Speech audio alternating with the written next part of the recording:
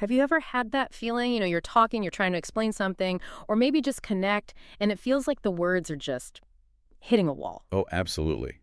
Like Yeah. your efforts to build rapport or just get your point across clearly, they just sort of fall flat. Exactly. And it's so frustrating, right? That feeling of being, I don't know, unheard or misunderstood, especially when communication is supposedly everywhere these days. It really taps into something fundamental, doesn't it? That need we all have to feel seen, to feel heard, genuinely connected. And you could argue in our, super fast-paced digital world, that need is stronger than ever. Quick texts just don't replace real interaction. Spot on. So what if I told you there's this guide, almost like a foundational blueprint for how humans connect, written way back in 1936. That's nearly a century ago. Oh, 1936. Yeah. And it still offers these incredibly profound, really actionable insights into building genuine connections. And not just that, but actually making people want to listen to you. It's pretty remarkable when you think about it. How principles figured out by observing people in such a different time still hold up so well today. Totally. Even with, smartphones and social media and everything, the basic human wiring, how we relate, it seems to run deeper than technology. It really does. So today we're doing a deep dive into an absolute classic, a cornerstone of personal development, Dale Carnegie's How to Win Friends and Influence People. A book many have heard of, for sure. Definitely. And look, our mission here isn't just to give you the cliff notes or a quick summary. Think of this more like we're sitting down, having a coffee, and really digging into it together. Yeah, pulling out the most important bits, the real nuggets of wisdom. Exactly. We want to peel back the layers and unpack why these ideas aren't just relevant, but maybe even more critical now than they were back then. We're aiming to get at the essence, right? The psychology behind what seems like simple advice. It's not about just memorizing rules. No, not at all. It's about understanding these deep human truths that Carnegie tapped into. Truths that, when you genuinely apply them, they really do help build authentic relationships and just make navigating the world, well, a bit smoother. Okay, so let's tackle the big thing right up front, the title. How to Win Friends and Influence People. Ah, yes, the title. Let's be honest, that phrase, influence people, it can sound a bit off, can't it? Maybe a little manipulative. It really can. Yeah. That's a super common first reaction. Like you're about to learn some kind of secret tricks to, I don't know, get your way or bend people to your will. Yeah, I admit that was my first thought too, way back when. And it's so important to hit that head on. Yeah. Because the title, especially now when we're all pretty wary of being manipulated, it might make you think of coercion or just purely looking out for number one. Right. But, and this is the crucial part, when you actually dive into Carnegie's work, you see his intention is the complete opposite of manipulation. He wasn't teaching control over others. So what was he teaching? It was more about self-mastery, really, mastering how we interact with others. Okay, and that's where it gets really interesting, I think. Because when you look past that first impression, you find a book that is fundamentally not about tricks or mind games. Not at all. He wasn't showing you how to exploit people. He was pushing for a deeper, more empathetic understanding of human nature itself. How people tick. Exactly. It's about fostering real connection, becoming the kind of person others genuinely want to be around, someone they feel comfortable with, not someone they feel pressured by. That's a massive difference that gets lost if you just look at the cover. You've nailed it. Yeah. What's so profound is that Carnegie was essentially teaching practical empathy and emotional intelligence, like decades before those terms were even buzzwords. Wow, yeah. Good point. His whole philosophy guides you to shift your focus away from what do I want here towards what does the other person need? What do they value? What drives them? So it's not about control. No, it's about understanding their motivations so well that you can find that common ground, build real bridges. Influence, in Carnegie's world, it's like a natural side effect of respect and understanding. It comes from genuinely wanting to meet the other person's needs. And that leads to way better, more lasting outcomes. And thinking about today, 2024, the relevance of this 1936 wisdom, it just jumps out, doesn't it? It really does. I mean, think about our world now. Digital, hyper-connected, but often weirdly disconnected too. So true. Everyone's shouting for attention online, curating their image, talking at each other on social media, scrolling endlessly. Doom scrolling, yeah. Or firing off quick impersonal messages. Right. And in that kind of noisy environment where truly listening, truly being present feels so rare, Carnegie's lessons. Mm. Active listening, sincere appreciation, genuine interest, putting others first. They're not just nice There's ideas. essential. They're absolutely crucial. They cut through the noise. They help build relationships that actually mean something, that Right. last. Precisely. In this digital landscape where interactions can feel so shallow, maybe even performative or just transactional, Yeah, transactional is a good word for it. Carnegie's principles give you that blueprint for cultivating something real. When genuine interest and listening are hard to find, actually doing them authentically, it makes you stand out in the best possible way. It really does. It creates this safe space where people feel truly seen, valued, heard. And that's incredibly powerful, especially when so many feel overloaded, distracted, maybe even lonely. It sets the stage for everything else in the book. So how did Carnegie actually structure all this wisdom? His book is laid out really smartly, actually. He breaks it down into four main parts, four distinct sections. Very logical. And we're going to unpack each one, pull out the core ideas, talk about why they work, and how we can actually use them today. Yeah, it's a really deliberate progression, almost like building blocks, you know? He starts with the absolute fundamentals of just handling people. Right, the basics. Then he moves into how to make people genuinely like you, build that rapport. Then, the trickier part, influencing thinking, but gently. Persuasion without pressure, yeah. And finally, leadership. But leadership that inspires, doesn't just command. Each part builds on the one before it, reinforcing that idea that real connection is the foundation for everything else. Okay, let's start right at the beginning then. Part 1, fundamental techniques in handling people. This really does lay the groundwork. And the very first principle he hits us with is, well, it sounds simple, but man, it's tough. Don't criticize, condemn, or complain. This is the cornerstone. And its power comes from understanding just basic human psychology. Carney got this so right. The universal reaction to being criticized, condemned, or complained about. Defensiveness, instantly. Exactly. Your walls go straight up. When someone criticizes you, even if they mean well, even if they're technically right, it often triggers that, primitive fight or flight thing. Your ego's on high alert. Right, you're not thinking logically anymore. No. Your immediate reaction usually isn't, oh, thanks for the feedback, I'll get right on changing.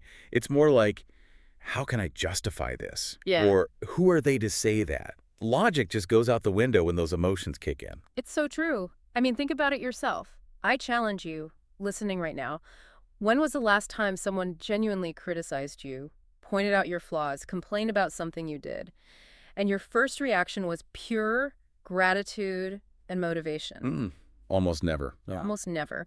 More likely you felt hurt or annoyed or misunderstood. People want to feel respected, accepted. They want to feel valued, not picked apart. Exactly. And Carnegie isn't saying ignore problems or pretend everything's perfect, but he's saying direct, head-on criticism. It almost always backfires. It just creates resentment. It creates resentment, it damages self-esteem, it kills rapport, and that makes any future cooperation way harder. So he frames this as the absolute bedrock of positive interaction. If you want to influence someone or even just keep a decent relationship going, Start with kindness. start with kindness, understanding, a non-judgmental attitude.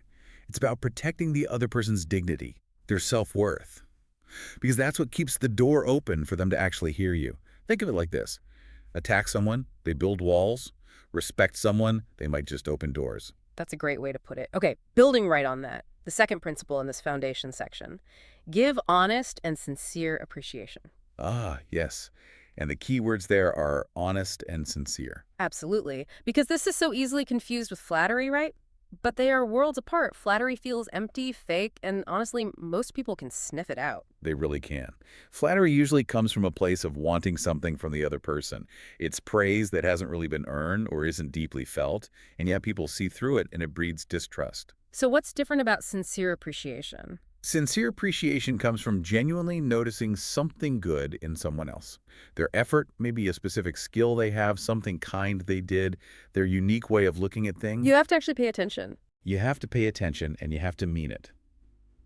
Carnegie's advice on this, I love his phrasing, he said, be hearty in your approbation and lavish in your praise. Hearty in your approbation and lavish in your praise. That's fantastic, almost poetic. Isn't it? Yeah. It means express that warmth, that genuine recognition freely and generously. And the impact. Yeah. Wow, when you truly notice something good and you say it out loud, it's incredibly uplifting for the other person, encouraging. Absolutely. It taps right into that core human need we all have to feel valued, to feel seen, to feel important.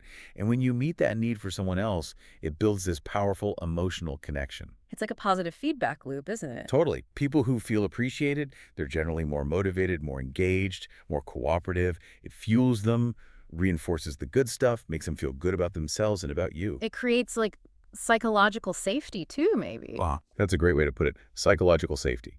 When people know their efforts are seen and valued, they're more willing to, take risks, share ideas, contribute fully. They might even admit mistakes more easily because they trust they won't just get slammed for it. It builds that climate of respect. Okay, principle number 3 in this first part, and this one I think is really transformative for how we think about influence. Arouse in the other person an eager want. Ah, yes. This is the golden rule, the absolute key to influence, according to Carnegie. It flips the script completely, doesn't it? Instead of focusing on what I want. Exactly. You shift your entire focus away from your own needs, your objectives, what you want to get out of the interaction, and you zero in on what the other person gains from your suggestion. So what's in it for them? Precisely. You have to identify their desires, their needs, maybe their fears, their goals, and then you frame whatever you're proposing in terms of how it fulfills their eager want. You got to figure out their why of them, what's in it for me from their viewpoint. Let's use that gym example from the source material because it makes it so clear. Yeah, good one. Okay, so you want your friend to go to the gym with you.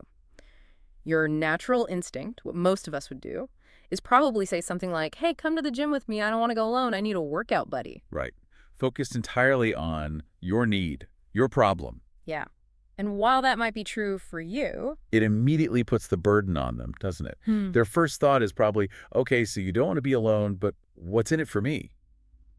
They might feel obligated, maybe even feel sorry for you. but they don't feel an eager want to go. Exactly. You've made them feel responsible for you, not excited for themselves. Okay, so how do you reframe it using Carnegie's principle? You flip it. You think about what they might want. So you might say something like, hey, I found this amazing new gym. They've got these killer classes, brand new equipment, and get this, they give you a free smoothie after your first workout. I seriously think you'd love it. Imagine how much energy you'd have. Okay. So now it's all about their potential gain. Right. Energy, a freebie, a great experience, something they'd enjoy and benefit from. It immediately makes the offer about them, not about your loneliness. That simple shift, just reframing it with empathy, it feels so much more powerful. It is, because it shows you've actually considered their perspective, identified a real benefit for them, and that appeals directly to their self-interest, which is always a stronger motivator than guilt or pity. It turns what could feel like a chore into an attractive opportunity. And you can apply this everywhere, right? Business, family. Absolutely. In more complex situations like negotiating a deal or trying to motivate someone on your team who seems disengaged, it takes more work. Yeah. You have to really listen, ask good questions. Like what? Like, what are your biggest hurdles right now? Or what would make this project a real win for you? The eager want isn't always obvious. Sometimes you have to be a bit of a detective to uncover it. A detective of desires. I like that. Huh. Pretty much. It's the art of aligning what you need with what they already want, making your idea feel like the perfect solution to their problem or the best path to their goal. Okay, brilliant. Let's shift gears then. Part 2. 6 ways to make people like you. This section is probably the most famous part of the book, wouldn't you say? Definitely the one people often quote or remember first. And yeah, for good reason. These principles, when you use them genuinely, they really do feel like relationship magic. So these are the practical things you can do. Exactly. The interpersonal actions that build that genuine fondness, that rapport, they're often not huge, dramatic things, but more subtle, consistent shifts in how we interact day to day. Simple on the surface, but they add up. Okay, first one up. Become genuinely interested in other people. This sounds almost too basic, but it cuts right against our natural tendency, doesn't it? We all kind of want to talk about ourselves. We really do. At our core, we're fascinating to ourselves. It's just human nature. So when someone else takes a real unforced interest in us, our thoughts, our lives, our passions, it feels incredibly good. Validating, maybe. Totally validating and disarming. It sends a clear signal. I value you. Your perspective matters. You're more than just, background noise to me. True curiosity, as the source says, makes people open up like a flower in spring Love that image. because they feel safe, they feel appreciated. And this isn't about pretending to be interested. It requires a real mental shift, asking open-ended questions and actually listening to the answers. And the funny thing is, when you're genuinely interested, you don't have to try so hard to be interesting yourself. Exactly. People find you interesting because you make them feel important. Okay, next one. Smile. I know, I know. It sounds almost ridiculously simple. It does, but its effect is huge, and maybe we underestimate it because it's so simple. So why does it work so well? Well, a genuine smile is like a universal welcome sign, right? It signals warmth, openness, friendliness. It crosses language barriers, cultural barriers. It instantly creates a positive vibe in any interaction. It's contagious too, isn't it? Absolutely. Yeah. Psychologically, when someone smiles at you, your brain often wants to smile back. It sets up this little loop of positive emotion. It changes how people perceive you right off the bat before you even say anything. It signals approachability, good intentions. It literally changes the brain chemistry for both people involved. It's just instant warmth. Okay, principle number 3, and this one always proves its worth. Remember their name. The name. Carnegie nailed this one, that famous quote. A person's name is, to that person, the sweetest sound in any language. And it's not just a nice saying, is it? It feels psychologically true. It absolutely is. Our name is tied so deeply to our identity, our sense of self. When someone remembers our name, uses it, especially if you haven't seen them in a while. It makes a difference. A huge difference. It sends such a powerful message. I saw you. I registered you as an individual. You mattered enough for me to remember. It creates this instant personal connection, makes people feel significant. It shows you were paying attention, that you cared enough to make the effort. It really does hit home every time. Think about how good it feels when someone you only met once or twice remembers your name later on. You instantly feel a bit closer to them. And because it does take conscious effort for most of us, remembering names isn't always easy. The act itself carries extra weight. It signals you valued them enough to make that mental note. Okay, number 4. Another one that sounds obvious but is so hard to do consistently. Be a good listener. Encourage others to talk about themselves. This hits on that common trap we fall into in conversations. Listening just to reply. Exactly. Waiting for our turn, mentally rehearsing what we're going to say next instead of truly tuning in and absorbing what the other person is saying. So the goal is to flip that. Completely. Listen with the real intention to understand. Ask follow-up questions that show you're tracking. Encourage them to elaborate on their thoughts, their feelings. It's a massive act of respect. And validation. And validation. When you truly listen, you're giving someone a gift, the feeling of being heard. And in our crazy, distracted world, that's rare and valuable. It builds trust like almost nothing else. Definitely. Okay, principle 5. Talk in terms of the other person's interests. This feels connected to being interested, but it's more about the conversation topic itself. It is. It's about finding that common ground, showing you've paid attention, and tailoring what you talk about to what genuinely engages them. It helps you avoid that pitfall of just rambling on about your own hobbies or obsessions, which can easily make the other person tune out. Right, like the example on the source. If they love dogs, maybe don't go on and on about your cat's weird habits. Exactly. Ask about their dog. What breed is it? What funny things does it do? Show interest in their world. It makes them feel seen, understood. It builds connection because they recognize you're making an effort to relate to them. Okay, and the last one in this section, number 6, kind of wraps it all up. Make the other person feel important and do it sincerely. And again, that word sincerely is doing heavy lifting. Crucial. Not fake flattery, not blowing smoke, genuine recognition. Right. This isn't about showering people with praise they don't deserve or that feels over the top. It's about genuinely recognizing and acknowledging their value, their contributions, their insights, maybe just their presence. Even small things. Especially small things. A genuine compliment on something specific. A word of thanks for their effort, asking their opinion thoughtfully, just acknowledging their impact. It can seriously brighten someone's day and make them feel seen. It taps right into that universal need to feel significant. And when someone feels important to you, They're much more likely to engage, to trust you, to be open to what you have to say. you know what strikes me about all 6 of these principles, and the source points this out too, is that intellectually we kind of know this stuff, right? Intuitively, it makes sense. But how often do we actually do them consistently, with real intention? The message here isn't just about tactics. It feels like a fundamental shift in perspective. It really is. Relationships thrive when you consciously prioritize the other person. When you see genuine connection and their positive experience as the real reward, not just a step towards getting something else. That's beautifully put. It's like a philosophy of relational abundance. When you genuinely invest in making others feel valued, heard, respected, it just naturally creates a better, more positive environment for everyone, including you. It shifts things from being purely transactional, what can I get, to truly relational, how can I connect and contribute positively here? And that shift changes everything. All right, let's pivot then. Part 3. How to win people to your way of thinking. Okay, this is the part that might feel a bit edgy, the persuasion part. But Carnegie's approach is key. Persuasion without pressure. Exactly.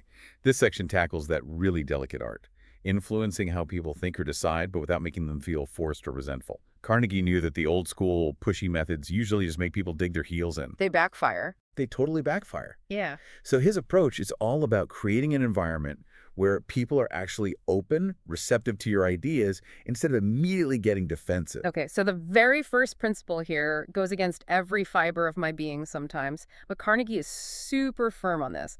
Avoid arguments. He says it flat out. You can't win an argument. It's such a profound insight into how we humans work.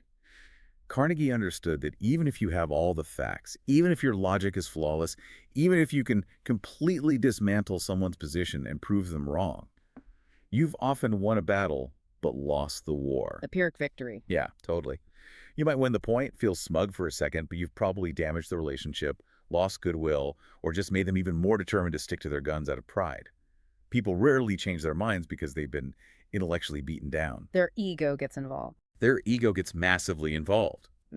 So the goal, Carnegie says, should always be understanding, finding common ground, collaborating, not winning a debate or making someone feel stupid. That momentary buzz of being right, almost never worth the long-term damage. That is such a tough one to swallow sometimes, especially when you feel passionate about something. But you're right, the consequence, even if you win, you often lose the relationship. It forces you to ask, what's actually more important here, being right or keeping things positive and productive? And Carnegie clearly lands on the relationship side. Yeah. If you want a real shift in thinking and ongoing connection, arguing is almost never the way. Which flows perfectly into the next principle. Show respect for the other person's opinion. Never say you're wrong. Oof, yeah. Saying you're wrong is like waving a red flag in front of a bull. It's a direct challenge to their intelligence, their judgment, maybe even their identity. It instantly makes things adversarial. Puts them right on the defensive. Immediately. So Carnegie suggests softer, more diplomatic ways in, phrases that acknowledge their view while gently opening the door for something else. Like what? Give me an example. Instead of, you're wrong, maybe try something like, that's interesting. Hadn't quite thought about it from that angle.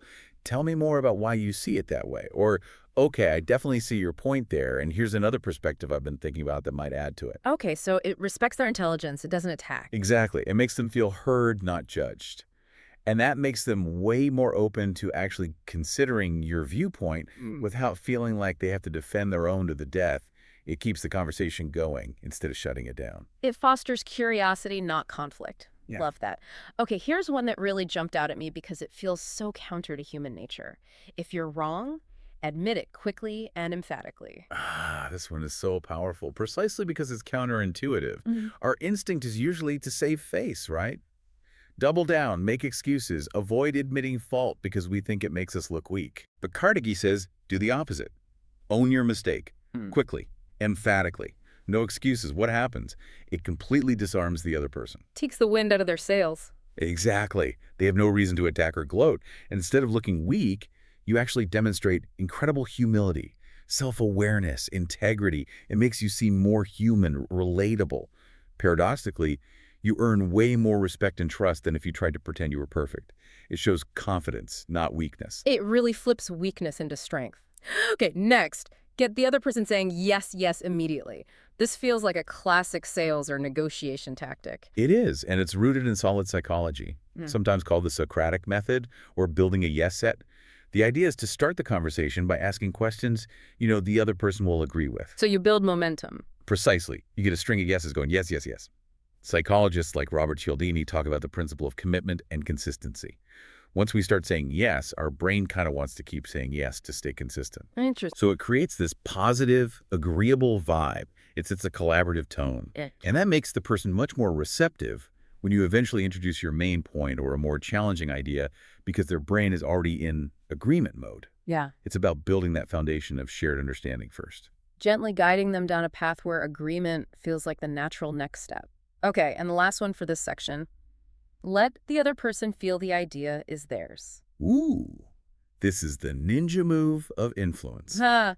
Ninja move. Ah, I like it. But it's not manipulation, right? No, not in a sneaky way. It's more about sophisticated collaboration. Instead of just presenting your brilliant idea fully formed and saying, here, accept this, you guide the conversation differently. How so? You ask strategic questions. You offer bits of relevant information. You share observations. But you do it in a way that lets them connect the dots. You help them arrive at the conclusion themselves. Ah, so they feel ownership. Exactly. When people feel an idea was theirs, or at least that they played a major role in developing it, they are way more committed to it, more invested in seeing it succeed, more likely to actually act on it.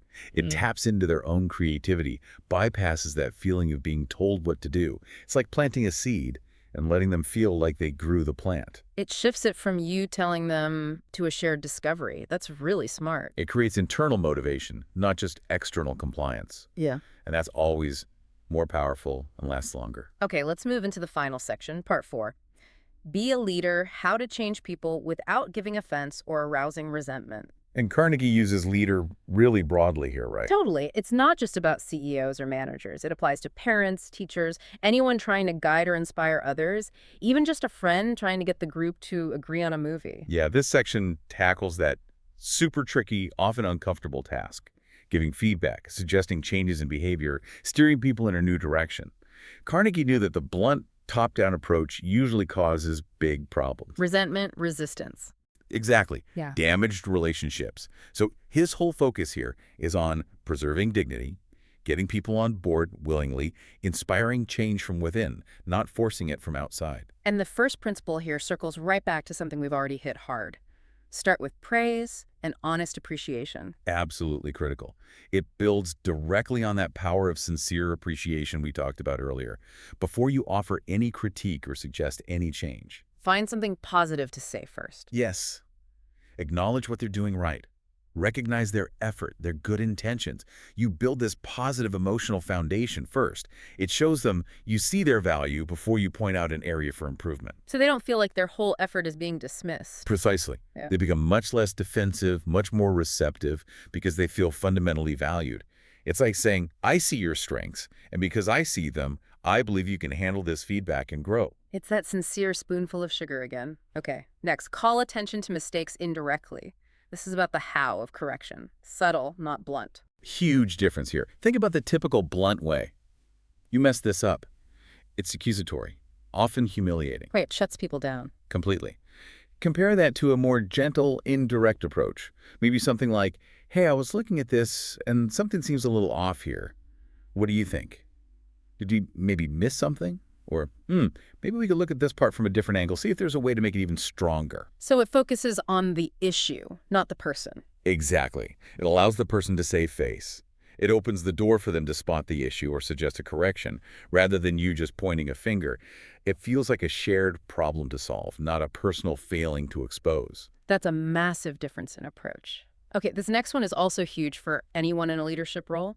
Ask questions instead of giving orders. Oh, this one fundamentally changes the dynamic. It moves away from that old command and control style. Nobody really likes anymore. Right, and it shifts towards collaborative problem-solving, shared ownership.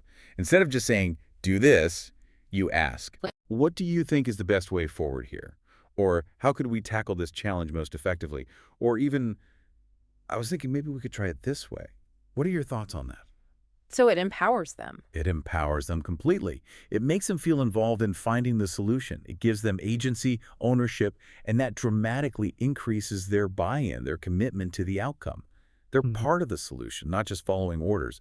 Way more motivating. Changes the whole relationship on a team or even in a family. Okay, principle 4. Praise every improvement. This is all about fostering that growth mindset, encouraging continuous development.